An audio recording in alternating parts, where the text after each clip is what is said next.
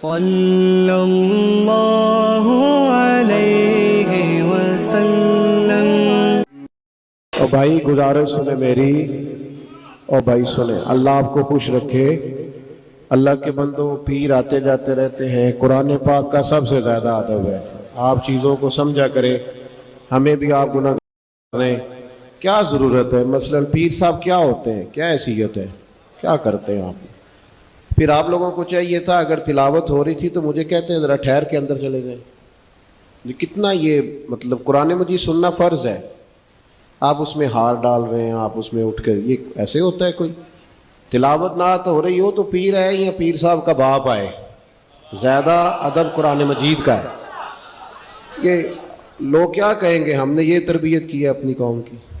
کیا کرتے ہیں آپ تشریف رکھیں جی۔ اور بیٹا ویڈیو سے زیادہ بھی کوئی ضروری کام دنیا میں اور بھی ہے، بیٹھ جائیں سارے، تشریف رکھیں۔ آپ لوگ مہربانی کریں، میں نے تو میں بیمار ہوں، ویسے ہی جانا مشکل ہے، اور ویسے بھی میں نے اس لیے زیادہ جگہوں پہ جانا چھوڑا ہے کہ آپ لوگ توجہ نہیں کرتے، جو اصل کام ہے وہ۔ اب دیکھیں مجھے اتنی تکلیف ہے، یہ پتہ نہیں کتنے دن رہے گی، کہ قرآن مجید کی تلاوت ضروری کام تھا، فرض تھا، اور یہاں کیا ہو رہا ہے آپ سمجھیں۔ یہ شخصیت پرستی چھوڑ دیں، خدا رسول کی بارگاہ کی حاضری زیادہ بہتر ہے۔ ہم تھوڑی دیر کے لیے دنیا میں آئے، ہم نے چلے جانا ہے۔ عقیدے اور نظریے ہمیشہ رہا کرتے ہیں، ان پر توجہ رہنی چاہیے۔ اللہ تعالی ہمیں محفوظ رکھے۔ آپ لوگ بیٹھ جائیں، اب میں بس تقریر ہی شروع کر رہا ہوں۔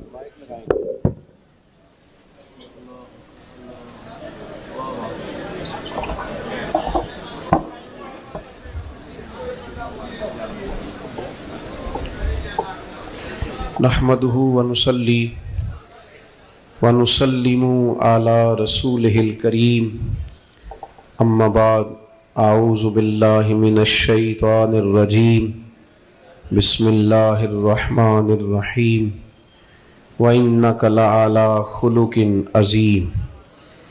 صدق اللہ العظیم وصدق رسولہ النبی الکریم الامین۔ درود پاک پڑھیے۔ الصلاۃ السلام علیک یا رسول اللہ وعلی آلک واصحابک یا حبیب اللہ۔ الصلاۃ والسلام علیک یا نبی اللہ وعلی آلک واصحابک یا نور۔ حمد و صلاۃ کے بعد انتہائی خوبصورت آپ کی محفل پاک اور بڑی تعداد میں محبوب کریم علیہ السلام کے غلاموں کا یہاں جمع ہونا، اللہ تعالیٰ اس محفل کو ہم سب کے لیے باعث خیر و برکت فرمائے۔ بالخصوص ہمارے جن بھائیوں نے بڑی جد و جہد کی، وہاں کئی دفعہ میرے پاس تشریف لائے، اللہ تعالیٰ ان کو بہترین صلہ عطا کرے، ان کی کوشش کو اپنی بارگاہ میں مقبول فرمائے۔ کسی کو میں نے ڈانٹا ہو تو اس سے معذرت خواہ ہوں، لیکن یہ ہے کہ اصول ہی ہوتے ہیں۔ آپ ایک چیز طے کر لیں کہ قرآن مجید پڑھا جا رہا ہے، اب کوئی بھی آئے، آ جائے گا جو آئے گا، اس میں کیا ہے۔ اللہ تعالیٰ آپ کو سلامت رکھے، چیزوں کو سمجھیں۔ دیکھیں ابلاغ کا، تبلیغ کا مقصود کیا ہوتا ہے؟ اس کا مقصود تربیت ہے، ہمیں تربیت لینی چاہیے۔ پھر آپ ماشاءاللہ جتنی بڑی تعداد میں آپ لوگ آئے ہیں، میں سب سے ایک سے ملاقات نہیں کر سکتا، آپ بات کو سمجھیں۔ وہ اس کے لیے ایک وقت درکار ہے، اس کے لیے ایک بندوبست درکار ہے۔ منتظمین کا بھی یہی کہنا ہوتا ہے اور حالات کا تقاضا بھی یہی ہوتا ہے۔ پھر میرے جیسے جو لوگ ہوتے ہیں، انہوں نے تو ایک جگہ پہ تو جانا نہیں ہوتا، تو ایک جگہ پہ ہوتے ہیں تو دوسری جگہ سے فون آ بھی رہے ہوتے ہیں کہ آپ کہاں پہنچ گئے ہیں۔ تو یہ مسائل ہوتے ہیں، آپ دوڑ دھوپ کریں گے یا بھاگیں گے تو اس میں دوسروں کو تکلیف ہوتی ہے۔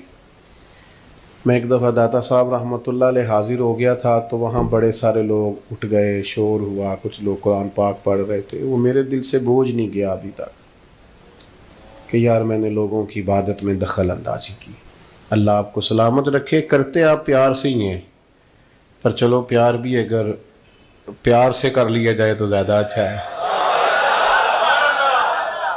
پیار بھی اگر پیار سے کر لیا جائے۔ آپ ناراض تو نہیں ہیں آپ لوگ؟ کچھ بندے ہیں جی نہیں ہاں نہ کی تھی، پکے بلکہ گھور رہے ہیں الٹا زور۔ آپ ہنسے ہیں تو مجھے اس کا بھی اجر ہوا ہے، اللہ آپ کو برکت دے۔ چند ایک باتیں آپ سے عرض کرنی ہیں، بس میں صرف اس بات پہ تھوڑا سا عرض کرتا ہوں کہ ہمیں اصولوں کو سمجھ لینا چاہیے اور اس کی روشنی کے اندر ہی ہمیں معاملات کو دیکھنا چاہیے۔ کبھی میں تو کہتا ہوں حضور کی نعت بھی ہو رہی ہو تو پیر صاحب آئیں گے تو انشاءاللہ بیٹھ ہی جائیں گے کہ کیا ہوتا ہے پیر صاحب کو، یہاں پیر صاحب کو اتنا شوق تھا۔ کھینچ لیجیے آپ تشریف رکھ۔ اب کوئی دوست موبائل لے کے کھڑا نہ ہو جی، جو پیچھے بیٹھے ہوتے ہیں ان کو بیچاروں کو پریشانی ہوتی کہ آگے کیوں کوئی کھڑا ہوا۔ تو پیر صاحب آئے ہیں تو انشاءاللہ وہ بیٹھ جائیں گے، اگر انہوں نے شوق سی تو پھر ٹائم نہ لا جاندے یہاں پہ، تو یہ ٹھیک نہیں ہے چیزیں۔ اللہ تعالیٰ سلامتی، اور ویسے بھی وہ مہمان خصوصی ہوتے ہیں جو انتظار کرتے ہیں، تو ہم تو عام لوگ ہیں، آپ کے بیچ میں سے ہیں، اللہ تعالیٰ آپ کو جزائے خیر عطا فرمائے۔ ارے کب سے بیٹھے ہیں؟ او اللہ آپ کو سلامت رکھے، اللہ آپ کو جزائے خیر عطا فرمائے، اللہ تعالیٰ آپ کو برکت عطا فرمائے۔ یہ آپ کی محبت ہے، ورنہ من آنم کے من دانم، میں تو جو ہوں مجھے اس کا پتہ ہی ہے۔ اللہ آپ کو سلامتی عطا کرے۔ میں بھی کل میرا سارا دن ہاسپٹل میں گزرا ہے، میری طبیعت ٹھیک نہیں تھی، اس لیے گیا تھا کہ دوست بڑے پیار سے آتے ہیں اور دور دور سے آتے ہیں تو پھر ان کو مایوسی ہوتی ہے، یعنی اس گل کا مطلب ہے جی تسی بھی پیار کر دے ہو تو میں بھی بڑا کرنا، یہ معنی ہے اس بات کا۔ اللہ آپ کو جزائے خیر دے۔ دو چار باتیں عرض کرنی ہے۔ عزیز دوستو، ہمارے ہاں نا اخلاق کا معنی لوگوں نے صرف سمجھ لیا ہے ہنس کے بولنا ہی اخلاق ہے، اور صرف میٹھا بولنا ہی اخلاق ہے، حالانکہ میٹھا تو بعض اوقات لوگ اپنے مطلب کے لیے بھی بولتے ہیں۔ اخلاق کہتے ہیں انسان کی عادات کو، اس کے باطنی اوصاف کو سنور جانے کو اخلاق کہا جاتا ہے۔ جب آپ کی عادات سنور جاتی ہیں نا، یعنی میٹھا بولنا بھی اخلاق ہے، لیکن سچ بولنا اس سے بڑا اخلاق ہے۔ جب انسان کی عادات جب ہماری عادات ٹھیک نہیں نہ ہوتی تو ہمیں خود بھی اس کی تکلیف ہوتی ہے۔ میں نے بہت سارے لوگوں کو دیکھا ہے، لوگوں کا خیال ہوتا ہے بڑا غصے والا بندہ ہے، لیکن میں ان بیچاروں کو جانتا ہوں، غصہ ان کو آتا ہے پر وہ خود بھی اپنی اس عادت سے تنگ ہوتے ہیں۔ کئی دفعہ کہتے ہیں جناب مجھے بڑا غصہ آتا ہے، اور پھر بزرگوں کے سامنے بات کر لیتا ہوں تو پریشان ہوتا ہوں، کوئی وظیفہ بتائیں میرا غصہ ختم ہو۔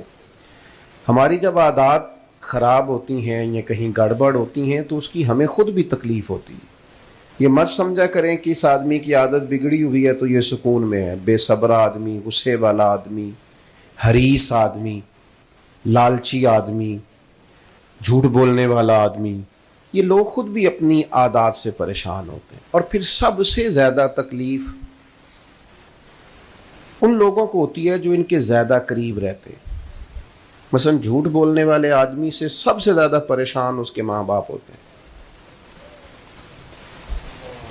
اگر آپ ناراض نہ ہوں تو جھوٹ بولنے والے آدمی سے سب سے زیادہ پریشان اس کی اہلیہ ہوتی ہے۔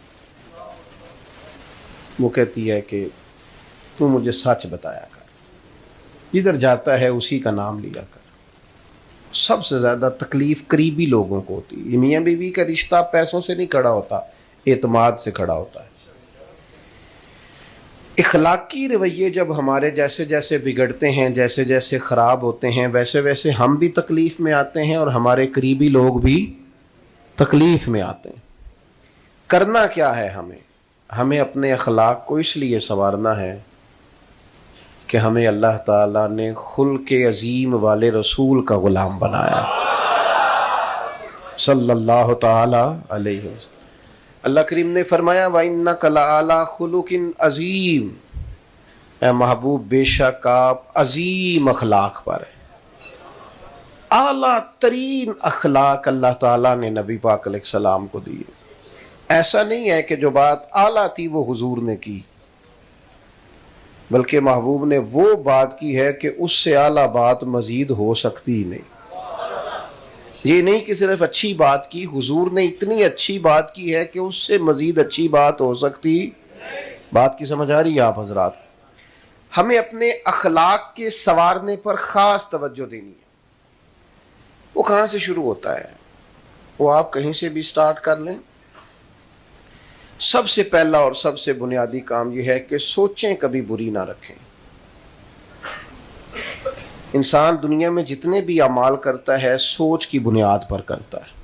اس لیے بخاری کی پہلی حدیث ہے کہ اعمال کا دار و مدار نیتوں پر۔ آپ کی سوچیں ہمیشہ مثبت ہونی چاہیے۔ انسان اپنی سوچوں کی بنیاد پر عمل کرتا ہے۔ آپ کا کسی بندے کے بارے میں خیال ہو جائے نا دنیا دار ہے، دھوکے باز ہے، فراڈی ہے، تو آپ اسی نقطہ نظر سے اسے ٹریٹ کریں گے۔ آپ کی ملاقات کے وقت اس بندے کے بارے میں وہی رویہ آپ کا ہوگا، لیکن اگر آپ کا خیال ہونا یار انسان ہے، غلطی ہو ہی جاتی ہے، اسے بہتر کرنا ہے، اچھی سوچ سے آپ ملیں گے تو آپ کو اس بندے سے مل کے تسلی حاصل ہوگی۔ اس بات کو آپ نے سمجھنا ہے۔ اچھی سوچیں۔ ہمارے ہاں یہ ہوتا ہے بدگمانیاں بڑی ہیں۔ کسی بھی شعبے کو آپ کھول لیں، لوگوں سے پوچھ لیں پولیس والے کس طرح کے ہوتے ہیں، چلیں وابڈا والوں کے بارے میں کیا خیال ہے، ریلوے والے کیسے ہوتے ہیں، پی آئی اے کے ملازمین کیسے ہوتے ہیں، ڈاکٹر کیسے ہوتے ہیں، چلیں مولویوں پیروں کے بارے میں کیا خیال ہے۔ دیکھیں آپ سب سے زیادہ ہماری باری ایسے ہیں۔ یعنی کسی بھی ایک شعبے کے بارے میں ہمارا رویہ مثبت نہیں۔ کیوں؟ اس لیے کہ مزاج بنا دیا گیا ہے۔ پورے وطن میں اس طرح کا ماحول بنایا گیا ہے کہ سب ایک دوسرے سے دور ہیں، ہر طبقہ ایک دوسرے سے دور ہے۔ ابھی بچی بیچاری 7-8 سال کی ہوتی ہے تو اس کی اماں اسے کہہ رہی ہوتی ہے جدو تو جائیں گی نا ساس کو طلاق بتا جائے گا، تو اس بیچاری کو تو 8 سال کی عمر میں آپ نے بتایا ہے کہ ساس کسی خوفناک چیز کا نام ہے۔ پھر آپ کیا توقع کرتے ہیں کہ وہ محبت کرے گی جا کے؟ اخلاقی رویوں میں حسن ظن، اچھا گمان۔ ادھر دیکھو میرے دوستو، مسلم میں حدیث ہے، نبی پاک علیہ السلام نے فرمایا حسن ظن رکھنا، یعنی اچھا سوچنا بھی اچھی عبادت ہے۔ آپ صرف اچھا سوچیں۔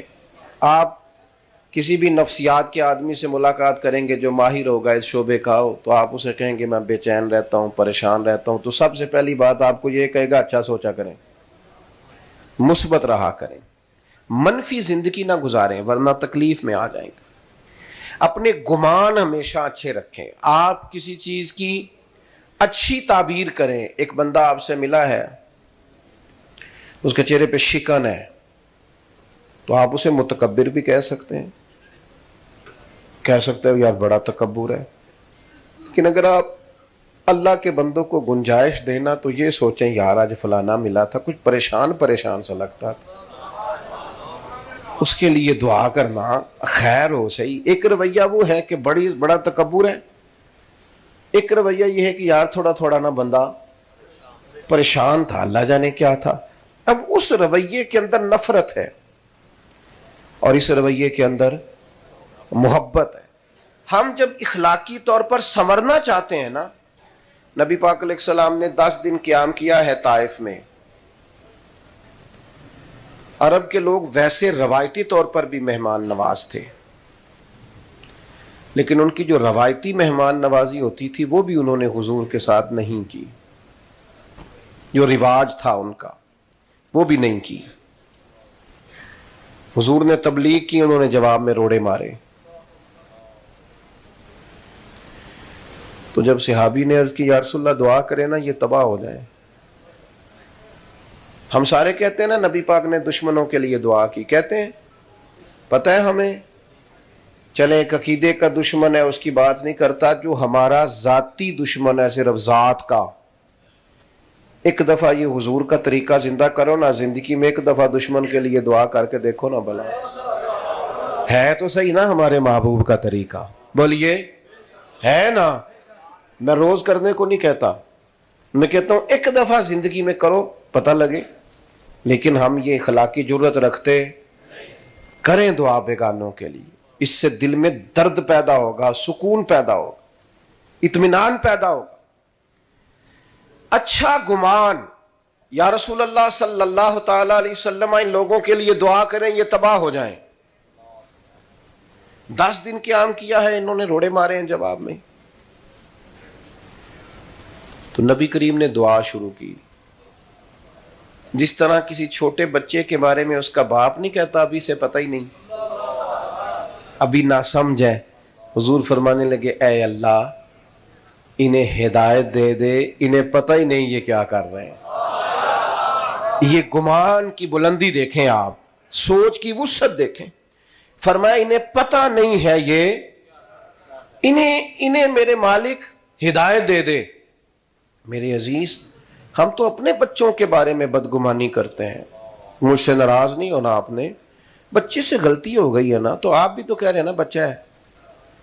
جب آپ سمجھانے لگے تھے تب آپ کہہ رہے تھے میرے واسطے پتر تو ساری عمر بچہ ہی رہنا ہے. لیکن غلطی ہو گئی تو آپ نے جناب شروع کر دیا ساڑھے بال نہیں ٹھیک ہو سکتے، تہاڈا کچھ نہیں بن سکتا، تسی کدی نہیں اگے جا. یہ کون کہہ رہا ہے؟ وہ بچے سے غلطی ہو گئی ہے نا، وہ انسان ہے، بھول گیا بیچارہ. تو کرنے کا کام یہ ہے کہ آپ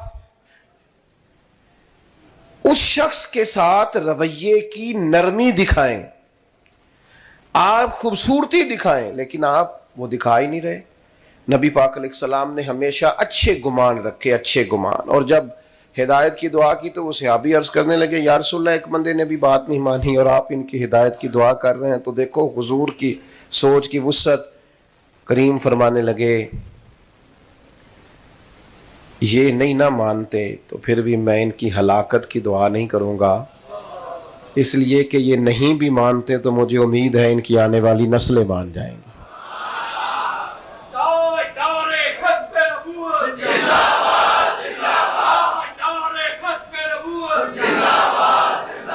آپ کو سمجھ آ رہی ہے میری بات کی؟ اچھا گمان رکھیں، اچھا گمان. جب آپ کی سوچیں اچھی ہوں گی نا، عمدہ ہوں گی، اس میں بہتری آئے گی، اس رویے میں. یہ میں تھوڑے دن سے نا، یہ جب سے فلسطین کا مسئلہ شروع ہوا ہے، میں بعض لوگوں کو پھول نہیں پھینکنے دیتا، ہار وار نہیں ڈالنے دیتا.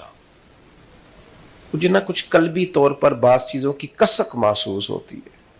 میں کہتا ہوں ہم کہاں الجھے ہوئے ہیں اور ہمارے بھائی کیا کر رہے ہیں. چلے بودو باش ہی سادہ کر لیں یار، تھوڑی سی کچھ چیزوں سے واپسی آئیں، کچھ تو تھوڑا سا ہم اپنے اندر احساس لائیں بعض چیزوں.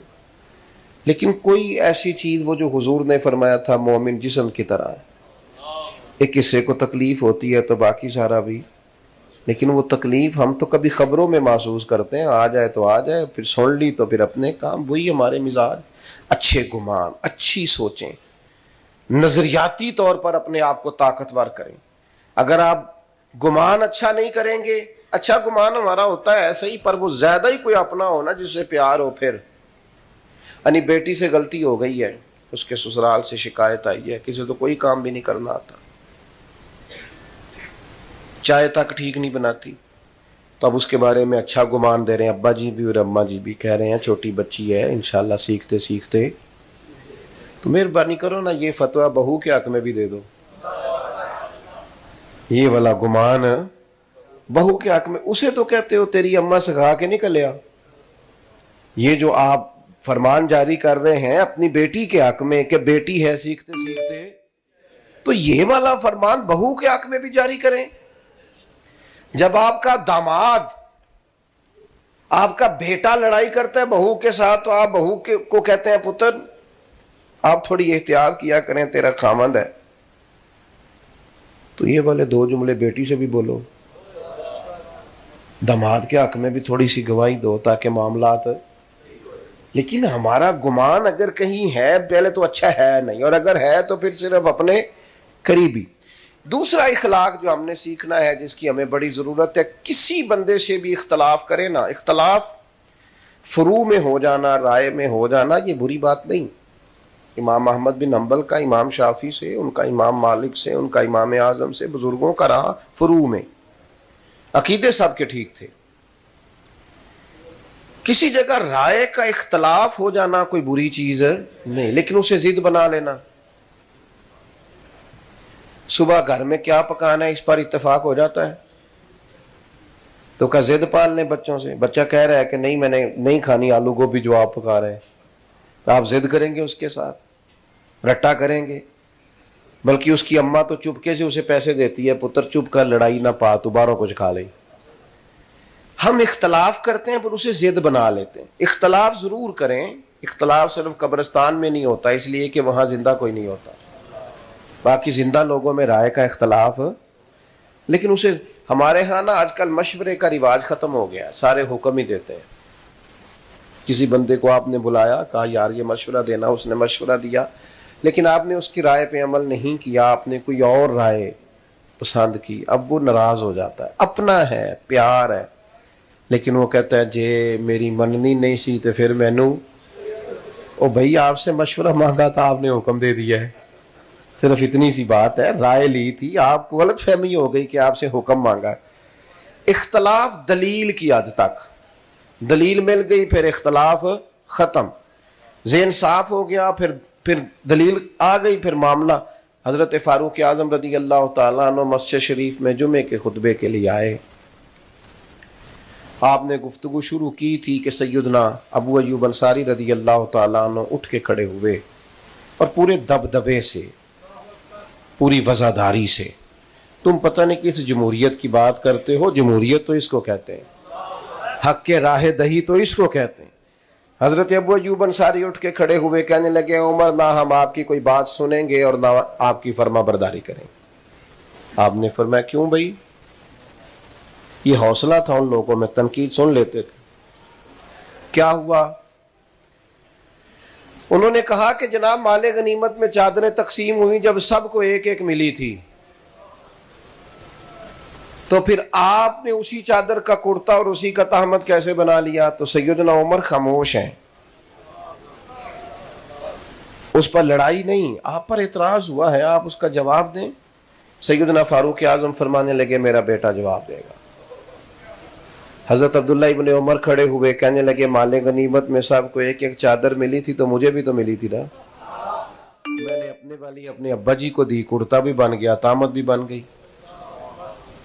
اب انہوں نے جو اعتراض کیا تھا اس کا جواب انہیں بولیے, اعتراض کا جواب بولیے.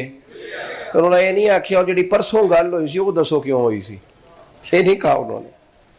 ہم تو وہ جو ہمارے سسرال والوں سے غلطی ہو گئی تھی نا, وہ جب ہماری شادی ہوئی تھی منگنی والے دن جو ان سے غلطی ہو گئی تھی, وہ جب ہمارے اپنے بچے کے بھی بچے ہو جاتے ہیں تب بھی نہیں بھولتے, لڑائی شروع کرتے ہیں اسی جگہ سے. خدا کے بندے بات ختم ہو گئی, اب دل بڑا کر. اختلاف دلیل تک, دلیل مل گئی, اختلاف ختم, کسی نے وضاحت دے دی, معاملہ ختم. حضرت عبداللہ ابن عمر نے جب کہا کہ جناب میں نے اپنے ابا جی کو چادر دے دی تھی, اب کوئی اور نہیں بولا, وہی سیدنا ابو ایوب انصاری کھڑے ہوئے اور کہنے لگے عمر آپ پر میرے ماں باپ قربان ہو, اب آپ بات کریں, ہم بات بھی سنیں گے, آپ حکم دیں ہم فرما برداری بھی کریں گے.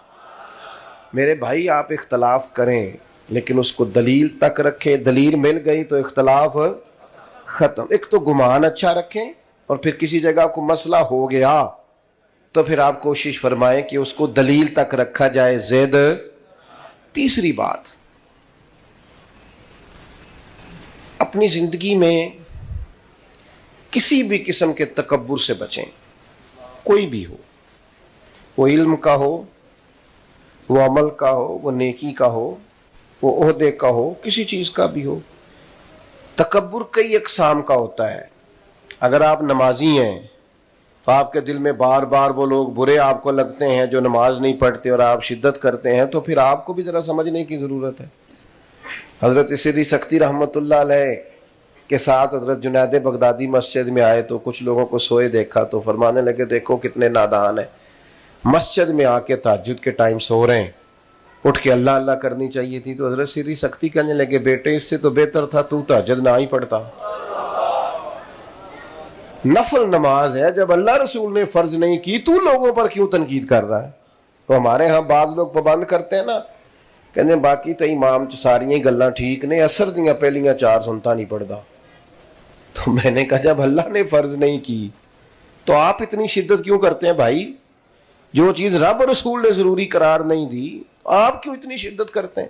کہتے ہو 20 منٹ پہلے آ کے مصلے پہ بیٹھنا چاہیے، تو آپ 30 منٹ پہلے آ جائیں، کوئی اعتراض نہیں، پر دوسرے کو آپ اس بات کا نفلی کام کا پابند کر سکتے؟ میری بات کی سمجھ آ رہی ہے آپ کو؟ تو ہم کیا کرتے ہیں، ہم کسی نہ کسی مقام پر کسی نہ کسی جگہ خود پسندی کا شکار ہو جاتے ہیں، یہاں تک کہ صوفیاء نے لکھا ہے بعض غرباء میں تکبر آ جاتا ہے، غریب آدمی ہے، وہ مالی وسعت نہیں، لیکن وہ بھی بعض لوگوں کو گناہگار سمجھنے لگ جاتا ہے، بعض امیروں کے بارے میں اس کا خیال ہوتا ہے شاید انہوں نے دھوکہ کر کے پیسے کمائے۔ فرماتے ہیں یہ کسی جگہ بھی جڑ پکڑ لیتا ہے، علم کے ساتھ تکبر آتا ہے۔ امام غزالی کہتے ہیں کہ بعض لوگ ایسے ہوتے ہیں کہ ابھی پڑھائی شروع کرتے ہیں تو انہیں بڑے لوگوں کی چیزیں غلط نظر آنی شروع ہو جاتی ہیں، بڑے لوگوں، ایسا نہیں ہے بھائی، آپ زمین پہ رہیں، آپ لوگوں سے پیار کریں، آپ اللہ کے بندے بن کے زندگی گزاریں۔ سب سے بڑا ٹائٹل بندہ مومن کے لیے یہ ہے کہ وعباد الرحمن، اور عباد الرحمن کون ہوتے ہیں؟ وعباد الرحمن الذین یمشون علی الارض ہونا، رحمان کے بندے وہ ہیں جو زمین پر عاجزی کے ساتھ چلتے ہیں، جن کے مزاج میں عاجزی ہوتی، انکساری۔ آج کل جس بندے کے پاس ڈرائیور رکھنے کے پیسے ہوتے ہیں نا، وہ بیچارہ بڑا پریشان ہو جاتا ہے، اس کا خیال ہوتا ہے چونکہ ڈرائیور میں نے رکھا ہے تو اب نہ میری گاڑی کا دروازہ بھی ڈرائیور کو ہی کھولنا چاہیے۔ میں نے بعض ایسے کمزور لوگ دیکھے ہیں کہ ڈرائیور بچے پہلے دروازہ کھول کے بٹھاتا ہے، پھر ادھر سے آ کے اپنی گاڑی میں بیٹھتا ہے، پھر کہیں اترتا ہے تو پھر دروازہ کھولتا ہے، پھر اس کا آ کے کھولتا ہے۔ او بھائی کیا ہو گیا تجھے؟ اتنا کو کام تو خود بھی کر سکتا ہے، لیکن یہ مفت کا اپنے اندر چیزیں پیدا کر لینا۔ دیکھو اللہ تعالیٰ نے ہمارے کریم رسول کو شان دی تو اتنی دی کہ بعد از خدا بزرگ توئی قصہ مختصر، اتنی بڑی عظمت عطا کی اللہ تعالیٰ نے۔ لیکن صحابہ فرماتے ہیں کہ نبی پاک اگر ہم مسجد نبی کی اینٹیں اٹھا کے لا رہے تھے نا، مسجد تعمیر ہو رہی تھی، سنو نا یار، یہ پیر صاحب بھی سنے، مفتی صاحب بھی سنے، ڈاکٹر صاحب بھی سنے، پروفیسر صاحب بھی سنے، ٹیچر صاحب بھی سنے، سب سنے، سب کو پتا ہے اس بات کا۔ صحابہ فرماتے ہیں مسجد تعمیر ہو رہی تھی تو ہم اینٹیں اٹھا کے لا رہے تھے تو مدینے والے محبوب بھی اینٹیں اٹھا کے لا رہے لگے جو مزدور شاہ ایسا، نہ دھن نہ دولت سربراہ ایسا، عرش نشیں کا زمین پہ گھر ہے میرا پیغمبر عظیم تر، اسیر دشمن کی چاہ میں بھی مخالفوں کی نگاہ میں بھی، اسیر دشمن کی چاہ میں بھی اور مخالفوں کی نگاہ میں بھی، مخالفوں کی نگاہ میں بھی امی ہے، صادق ہے، معتبر ہے، میرا پیغمبر عظیم تر ہے۔ تاجدار ختم نبوت زندہ باد، تاجدار ختم نبوت زندہ باد، من سب نبیًا۔ میرے عزیز نبی پاک علیہ السلام ایک مقام پہ صحابہ فرماتے ہیں جمع ہوئے تو کھانا پکانا تھا، تو ایک صحابی نے کہا میں گوشت تیار کرتا ہوں، ایک نے کہا میں چولہا جلاتا ہوں، ایک نے کہا میں برتن سمیٹتا ہوں، تو حضور فرمانے لگے میں لکڑیاں اکٹھی کر کے لاتا ہوں، میں لکڑیاں اکٹھی کر کے لاتا ہوں، آگ بھی تو جلانی ہے نا، ایسا کر نہ لیں ویسے سارے مل کے۔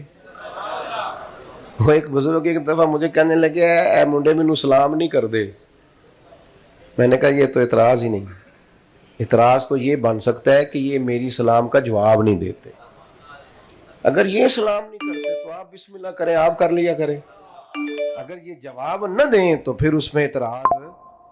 لیکن یہ کیا بات ہوئی کہ سارے مجھے ہی سلام کریں کیونکہ میں پیر صاحب ہوں، میں علامہ صاحب ہوں، میں بزرگ صاحب ہوں، یہ کیوں آپ نے فرض کر لیا بلا وجہ؟ آپ نارمل زندگی گزارے روٹین میں، اس میں بہتری رہے گی، آسان رہتا ہے بندہ۔ یہ جو لوگ پروٹوکول کے عادی ہو جاتے ہیں نا، یہ پروٹوکول دینے والے پریشان نہیں ہوتے، لینے والے زیادہ پریشان ہوتے۔ آپ کو کیا بتائیں، بندے کی کوئی پرسنل لائف ہی نہیں رہتی، تو کوئی کام ہی نہیں بیچارہ کر سکتا، ادھر ادھر بھی نہیں جا سکتا، کچھ لینے دینے، ایک قیدیوں جیسی زندگی گزارتا ہے۔ اللہ تعالیٰ اپنا فضل فرمائے اور رحمت کرے سب پر. تو اپنے مزاج میں عاجزی انکساری. ایک شام سے ایک شخص حضور سے ملنے آئے. غریب آدمی نا بیچارہ ڈرتا بڑا ہے، کیونکہ بندے کے پاس گاڑی نہ ہو تو پھر گاڑی میں بیٹھنے کا طریقہ بھی نہیں ہوتا. جدے گھر دانے وہ دے کملے بھی سیانے. تو بیچارہ ڈر رہا تھا، سہم رہا تھا. مسجد نبی میں آیا تو نبی کریم نے فرمایا ڈرتے کیوں ہو؟ آپ کی توجہ ہے میری بات پر؟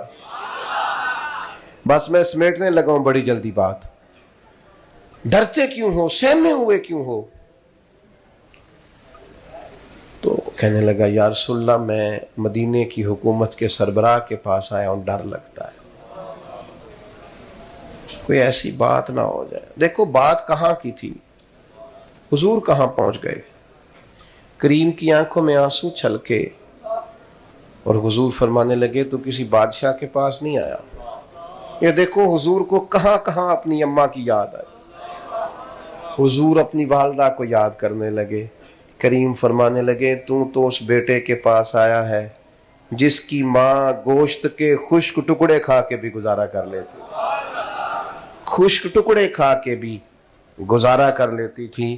میرے بھائی یاد رکھنا اپنی دیکھو نا، وہ کسی نے کہا تھا اب تو گاؤں سے آ کر پڑھنے والے بھول ہی گئے کس کی ماں نے کتنا زیور بیچا تھا. آپ تو بھول گئے، لوگ اب یاد ہی نہیں رکھتے کہ وہ کیا تھے. تو کبھی بھی تکبر کا شکار نہ ہو. ہمارے ہاں بعض پڑھے لکھے نوجوانوں میں یہ غلط فہمی ہوتی ہے. ایک دفعہ میں سفر کر رہا تھا، فلائٹ میں تھے ہم لوگ، عمرے کی فلائٹ تھی. تو ایک بزرگ بیچارے آئے. سارے لوگ نہیں ٹریول کرتے زیادہ، کچھ عمرے والے بیچارے کمیٹیاں ڈال کے بھی جاتے ہیں. محبت والے لوگ ہوتے ہیں، بڑی مشکل سے پیسہ کر کے جمع کرتے ہیں. بڑی امید ہے سرکار قدموں میں بلائے، اور کرم کی جب نظر ہوگی، کرم کی جب نظر ہوگی مدینے ہم بھی جائیں گے. اور یہ دیکھو شاہ کا انداز ہے نا بات کرنے کا. کہتے ہیں نہیں نہ ہماری کوئی سنتا تو نہ سنے، بڑی امید ہے سرکار قدموں میں بلائیں گے.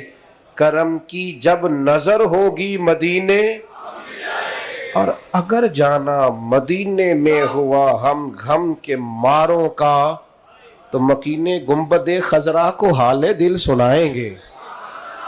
حضور کی بارگاہ میں عرض کریں کہ نہیں کوئی سنتا تو نہ سنائیں گے نا. حال دل اور روزے دے دوالے نے غلامہ دیاں ٹولیاں، اب ایکھو نا ایک پیا سنن دا کروڑاں دیاں بولیاں. اور میرے بالکل آگے ایک بابا جی تھے. ایک دفعہ تو وہ کاپی سے دیکھ کے سلام پڑھ رہے تھے، کاپی سے دیکھ کے. تو وہ کئی دفعہ تلفظ بھی ٹھیک نہیں ہوتا تو بھولتے، تو مجھے کہنے لگے اے حضرت صاحب ہے کی ہے. تو میں کاپی پڑھ کے انہوں دی لپیٹ کے جیب چپائی. میں کہ تسی اپنی بولی چ گل کرو، سرکار نو ساریاں بولیاں ہوں گی. آپ اپنی لفظ تاثیر سے بنتے ہیں، تلفظ سے نہیں. اہل دل آج بھی ہیں اہل زباں سے آگے. تو بزرگ چڑھے فلائٹ میں. تو اب ہمارے ہاں تو بس میں بیٹھنے کا رواج ہوتا ہے، تو جہاں ان کو جگہ ملی وہ بیٹھ گئے. تو عملے والے ان سے بحث کرنے لگے کہ جناب آپ سیٹ نمبر دیکھیں اور اپنی سیٹ پہ چلیں. تو ہمارے پیچھے ایک جوان بیٹھا تھا، وہ کہنے لگا اے ساڈے پنڈ دے بندے نہیں ٹھیک ہو سکتے. یہ دیکھو یہ انہیں کدوں سیانے ہونا ہے، دنیا کتنے پہنچ گئی. تو میں نے انہیں کہا بابا جی آپ کے گاؤں کے ہیں؟ کہنے لگے ہاں. میں نے کہا کتنے پڑھے ہوئے ہیں آپ؟ اس نے کوئی MBA یا BBA غالباً اپنی تعلیم بتائی. تو میں نے کہا اگر ڈگری پاس ہوتی نا آپ کی تو آج میں نے پھاڑ دینی تھی. خدا کے بندے اگر تجھے پتہ چل گیا تھا یہ تیرے گاؤں کے بابا جی ہیں، پھر تو تجھے اٹھ کے انہیں دروازے سے تھام کے لانا چاہیے تھا، اور خود انہیں بٹھا کے سیٹ بیلٹ باندھ کے پانی کی بوتل دے کے کہنا چاہیے تھا فکر نہیں کرنی، دوبارہ بھی آواز دے لینا میں وہاں بیٹھا ہوں.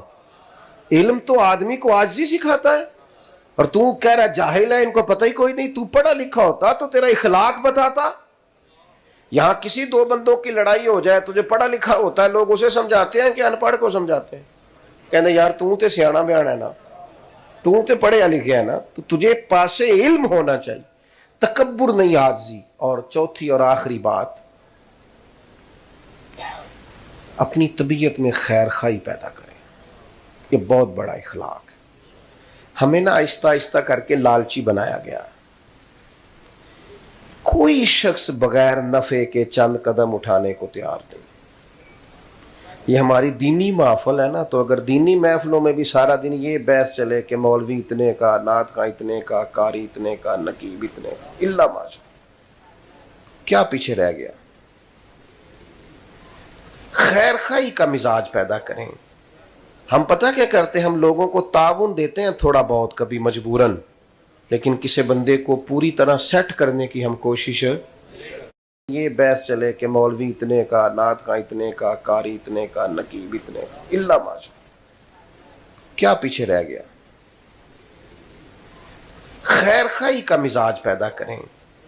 ہم پتہ کیا کرتے ہیں؟ ہم لوگوں کو تعاون دیتے ہیں تھوڑا بہت کبھی مجبوراً، لیکن کسی بندے کو پوری طرح سیٹ کرنے کی ہم کوشش، ہم سوچتے ہیں اگر ہماری دکان کے ساتھ اور دکان پڑ گئی تو پتہ نہیں ہمارا رزق یہ لے جائے گا. ایسا ہو سکتا؟ یہ نہیں ہو سکتا. لوگوں کو مضبوط کریں، انہیں سیٹ کرنے کی کوشش کریں، ان کے مزاج. نبی کریم علیہ السلام نے کیا کیا؟ حضرت عمر کیا کہا کرتے تھے؟ فرماتے تھے میں تو اونٹ چراتا تھا. یہ دیکھو کریم کا کرم ہے کہ 24 لاکھ مربع میل کی حکومت چلانے کے قابل کر دیا. کس نے ذروں کو اٹھایا اور صحرا کر دیا، قطروں کو ملایا اور دریا کر دیا. کسی کو مضبوط کریں، کسی کو طاقتور کریں، کسی اسٹوڈنٹ کی فیس آپ بھریں. لوگوں کو امداد دے دے کے انہیں بھکاری نہ بنائیں، ہر وقت لینے والا نہ بنائیں، بلکہ انہیں کہیں کہ طاقتور بنو. امام مالک سے امام اعظم نے ان کی والدہ سے کہا تھا میں تیرے گھر کا خرچہ دوں گا، بیٹے کو پڑھا. لوگوں کو مضبوط کرنا ہے ہم نے. ہم صرف اور صرف امداد باہمی کے قائل ہیں، اور وہ بھی چند سکوں کی حد تک. آپ اپنی مزاج کے اندر خیر خواہی لائیں، کسی کا بھلا کرنے کی کوشش کریں. آپ یقین کریں ایک بندے کا کھانا 2 بھی کھا سکتے ہیں، شرط یہ ہے کہ دل میں گنجائش ہو. 2 کا کھانا 3 بھی کھا سکتے ہیں، شرط یہ ہے کہ دل میں. وہ درویش کہتے ہیں کہ 2 دنیا دار تھے لالچی سے، ان سے کہا گیا، ان کے یہاں ہاتھ باندھ دیے گئے لکڑیاں رکھ کے. وہ بازو ٹوٹ جائے خدا نہ خواستہ تو پرانے لوگ لکڑی سے باندھ دیتے تھے نا، حرکت نہ کرے. بازو باندھ کے کہا کہ کھانا کھاؤ، تو انہوں نے یوں اٹھائے لقمے. 2 بندے تھے تو یوں پھینکتے تو کپڑے سارے بھرتے. تو 2 درویش تھے اللہ والے، ان کے بھی بازو باندھ دیے. فرمایا تم بھی دونوں کھانا کھاؤ. انہوں نے کہا مشکل ہی نہیں، ایک دوسرے کے منہ میں لقمے ڈالنے شروع کر دیے. نے کہا کوئی مشکل کام نہیں. کیوں؟ اس لیے کہ جب آپ کسی کا بھلا کریں گے تو اس سے کبھی بھی نقصان نہیں ہوگا. خیر خواہی کا مزاج. میرا نالائق بچہ اگر نہیں پڑھتا اور میں نے بڑی جدوجہد کر لی ہے، اور گلی میں کسی غریب کا بچہ لائق ہے، تھوڑا سا اس کی فیس کا بوجھ نہ اٹھا لیں، اسے تیار نہ کر دیں. کوئی ایسا ماحول نہ بنائیں کہ جس سے لوگ مضبوط ہونے شروع ہو جائیں. ایک بندہ مضبوط ہو تو اس کا پورا خاندان مضبوط ہو جاتا ہے. لیکن ہماری طبیعتوں میں خیر خواہی نہیں ہے. ہم خیر خواہی نہیں کرتے، بھلا نہیں کرتے، لالچی بنایا گیا ہمیں. میں بات سمیٹ رہا ہوں. مجھے آپ دوستوں کی تکلیف کا احساس ہے. اللہ تعالیٰ کبھی پھر موقع بنائے تو کسی کھلی جگہ پہ بندوبست کریں گے انشاءاللہ تعالیٰ. بس بات ختم ہو رہی. ظاہر ہے جو زیادہ تکلیف میں کھڑا ہے اسے اللہ اجر بھی زیادہ عطا کرے گا. یہ تو کرم کی بات ہے نا.